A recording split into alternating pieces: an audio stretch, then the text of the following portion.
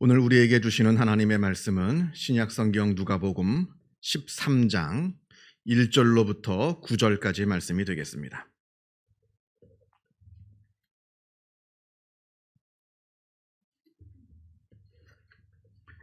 신약성경 117면에 있습니다.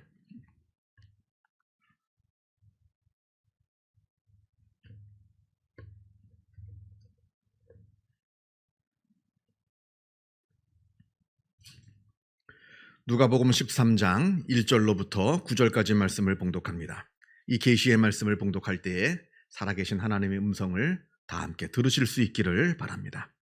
그때 마침 두어 사람이 와서 빌라도가 어떤 갈릴리 사람들의 피를 그들의 제물에 섞은 일로 예수께 아뢰니 대답하여 이르시되 너희는 이 갈릴리 사람들이 이같이 해받음으로 다른 모든 갈릴리 사람보다 죄가 더 있는 줄 아느냐?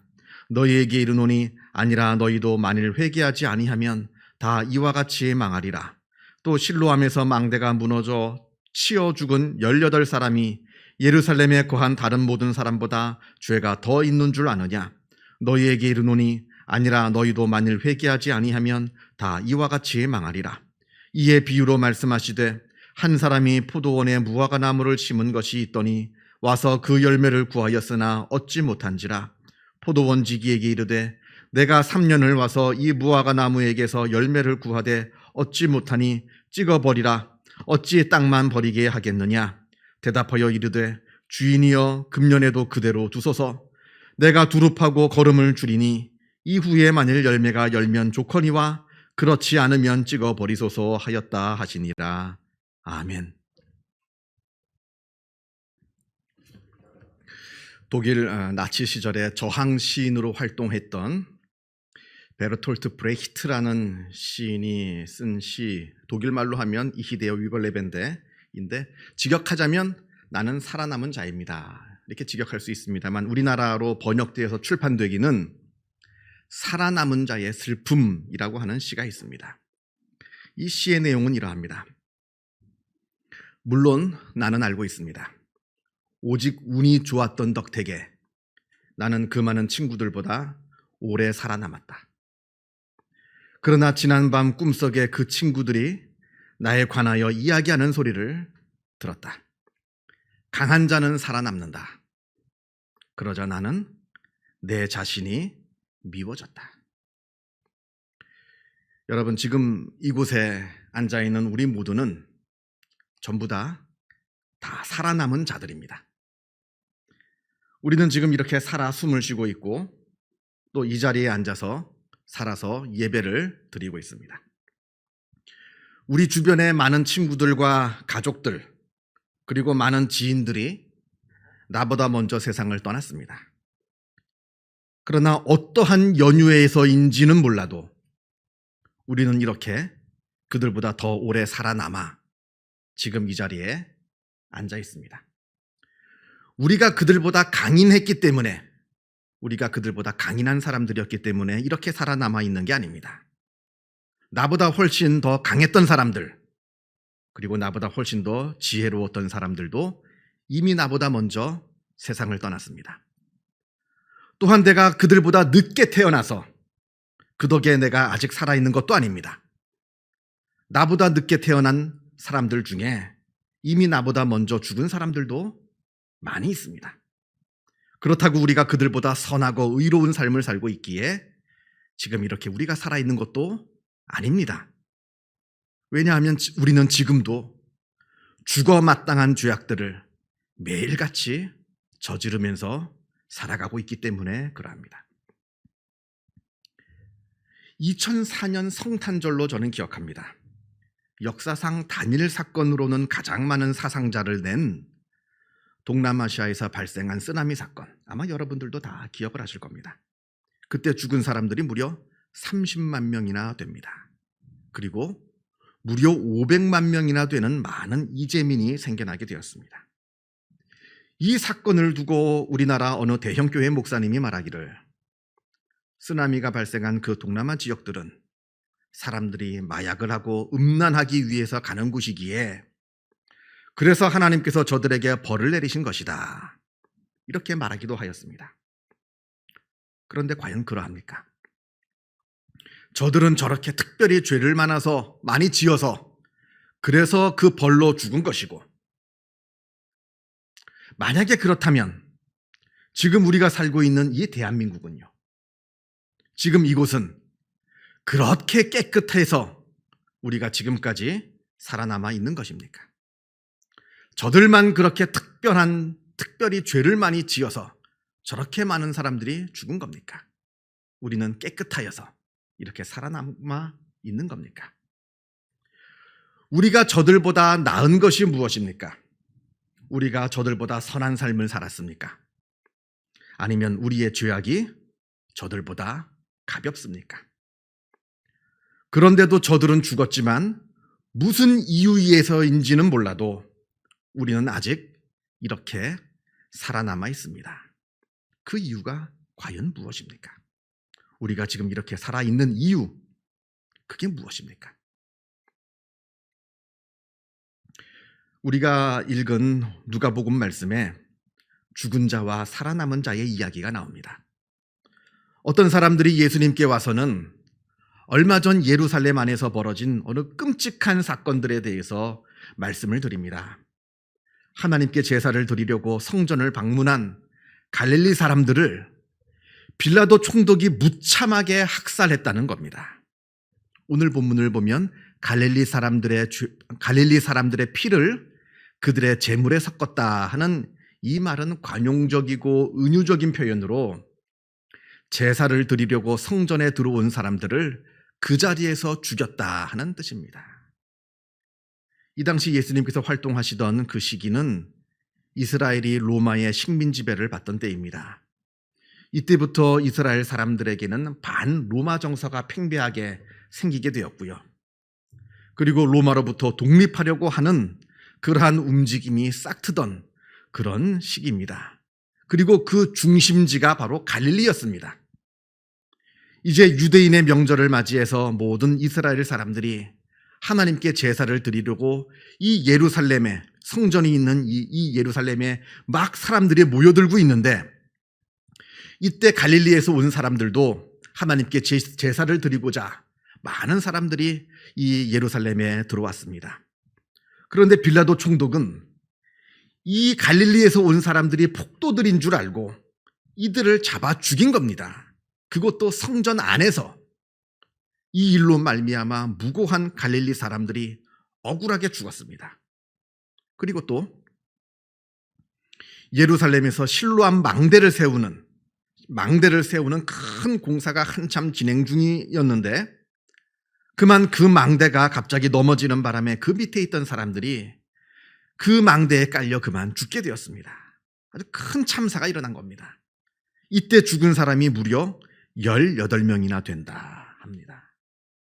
자, 이렇게 우리 주변에서 벌어지고 있는 이 수많은 불행의 사건들, 우리가 이 사건들을 어떻게 바라봐야 하느냐? 예수님께서 제자들에게 말씀하십니다.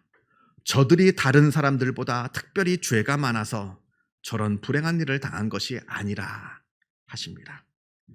저들은 죄가 특별히 많아서 그래서 저들은 죽은 것이고, 지금 너희들은 저들보다 죄가 없어서 지금 이렇게 살아남아 있는 것이 아니라고 말씀하시는 겁니다. 너희도 만일 회개하지 아니하면 다 이와 같이 망하리라. 지금 무엇을 말씀하시는 겁니까? 바로 고통의 보편성을 말씀하시는 겁니다. 저들만 죽는 게 아니라는 겁니다. 사람은 누구나 다 죽게 되어 있다는 겁니다. 저들만 고통당하는 게 아니라는 겁니다. 누구나 다 고난과 고통 속에서 살아간다는 겁니다. 여기에는 절대로 예외가 없다. 이 말씀을 하시는 겁니다. 여러분, 세상에서 나만 죽어가고 있고 세상에서 나만 불행한 삶을 살고 있다고 생각하시면 안 됩니다. 그런 자기 연민으로는 절대 이 문제가 해결되지가 않습니다. 나뿐만 아니라 세상 모두가 다 결국에는 죽게 되어 있고요. 나뿐만 아니라 세상 모든 사람 누구나 다 자기 나름의 고난과 고통을 짊어지면서 살아가고 있습니다. 또 반대로 나는 여기서 예외일 것이다. 그런 철부지 같은 생각, 그런 아주 어리석은 생각을 하지 말아야 합니다. 죽음이라고 하는 것이 당장 지금 나와는 아무 상관없이 저 멀리에 있는 것 같아 보여도 결국에는 언젠가 나도 죽게 되어 있습니다. 이 땅에 온 순서대로 죽는 게 아니거든요. 그리고 아직 오래 남아있다 하더라도 결국에는 그 죽음을 맞이하게 되는 겁니다. 그러므로 고난과 고통 그리고 죽음이라고 하는 것, 이것은 특별한 사람들에게만 일어나는 특별한 사건이 아니라 우리 모든 사람에게 일어나는 보편적인 사건이라 이 말씀을 주시는 겁니다. 이건 보편적인 사건이다. 그리고 또 두 번째, 그럼에도 불구하고 우리가 아직 죽지 아니하고 이렇게 살아있다는 이것에는 아주 특별한 이유와 목적이 있다는 겁니다. 지금 우리가 살아있는 이유와 목적이 있습니다. 그건 바로 우리에게 회개할 기회를 주시고자 하시기 위함이라 말씀하십니다. 너희도 만일 회개하지 아니하면 다 이와 같이 망하리라. 우리가 지금 살아있다는 것은 아직 우리에게는 기회가 있다는 걸 뜻합니다. 근데 죽게 되면 그땐 그 기회가 다 사라지고 맙니다. 그래서 아직 살아있을 때 우리에게는 우리는 아직 기회를 잡고 있다. 이 말씀을 주십니다. 그 기회란 하나님을 믿을 기회, 내 죄를 하나님께 회개할 기회, 그리고 하나님께 더욱 가까이 다가가고 우리의 믿음을 더욱 성장시키고 성숙하게 할 기회. 우리가 살아있는 동안에 이 기회가 아직 우리에게 남아있다는 겁니다.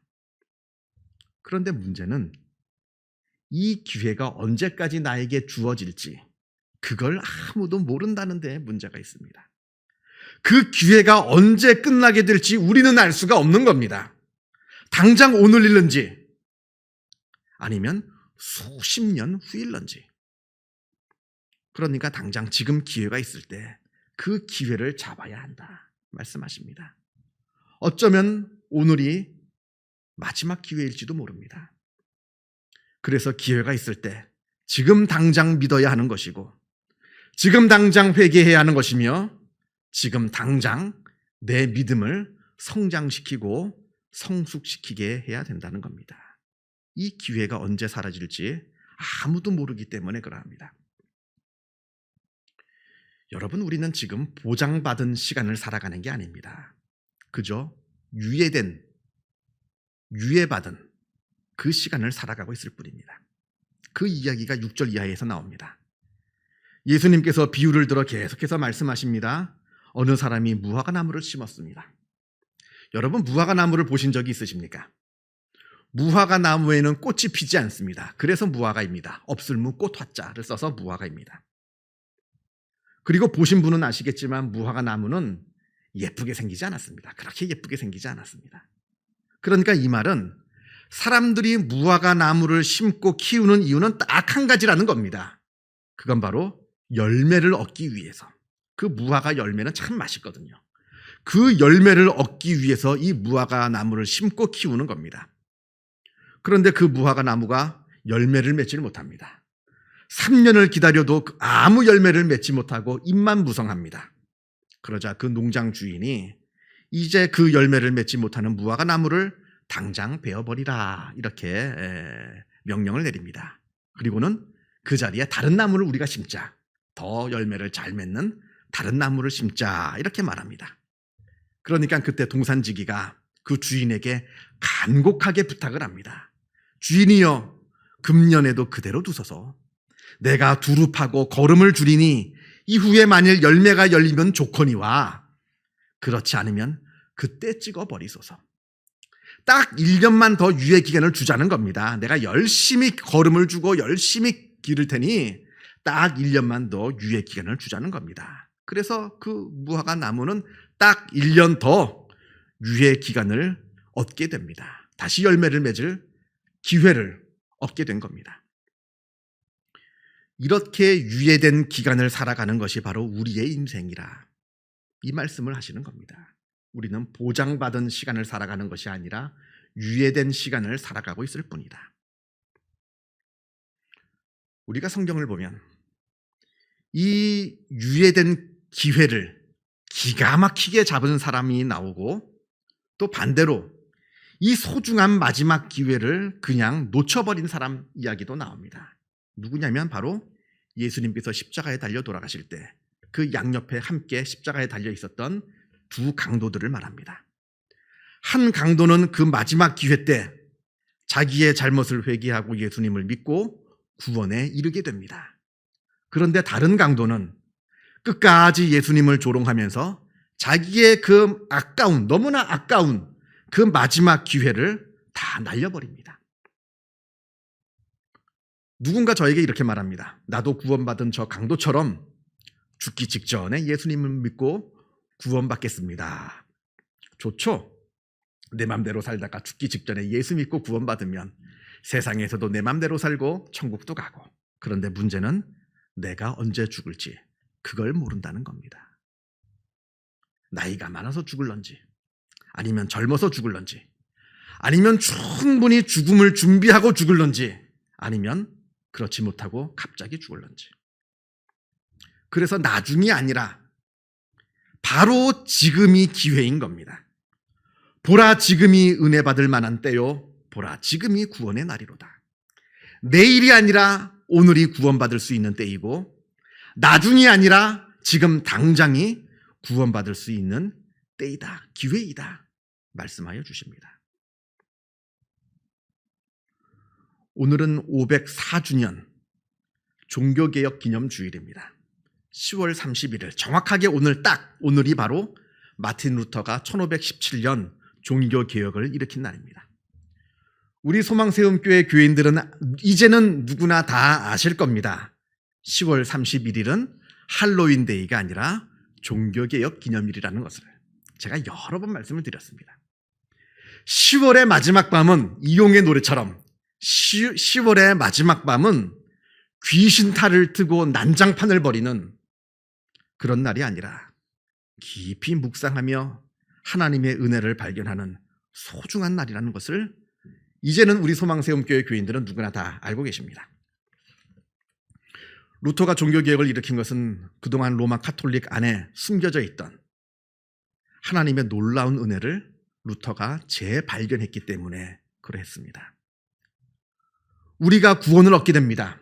그런데 이때 구원은 나의 공로나 선행이나 내가 무엇을 해서 내가 쟁취하는 것이 아니라, 쟁취할 수 있는 것이 아닙니다. 구원은 하나님께로부터 부어지는 그 은혜로 말미암아 된다는 그 놀라운 진리를 발견했기 때문에 루터가 종교개혁을 일으켰습니다. 이게 바로 복음의 진리입니다. 그런데 오해하지 말아야 할 것은 그게 저절로 된다는 얘기는 아닙니다. 우리가 아무것도 하지 않고 그냥 가만히 넋놓고 있다고 하나님의 그 구원의 은혜가 저절로 우리에게 임하여진다는 얘기는 절대로 아니라는 겁니다. 그 은혜는 우리에게 기회를 주시겠다는 겁니다. 믿음으로 회개할 기회를 주시겠다는 겁니다. 그게 은혜인 겁니다.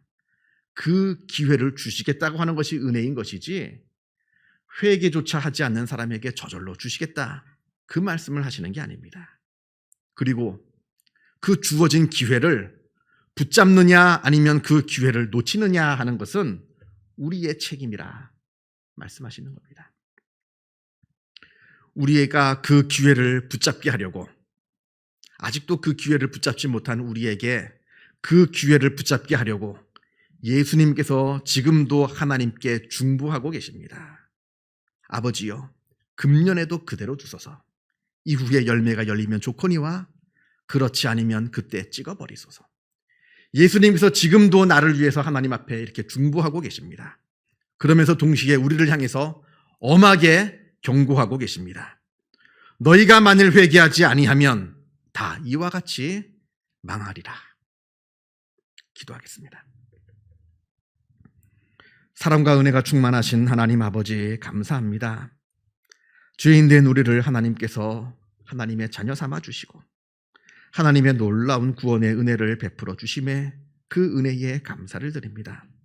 아버지 하나님께서는 우리에게 이 놀라운 은혜를 베풀어 주시지만 우리가 이 놀라운 은혜를 붙잡고 있는지 되돌아보게 하여 주옵소서.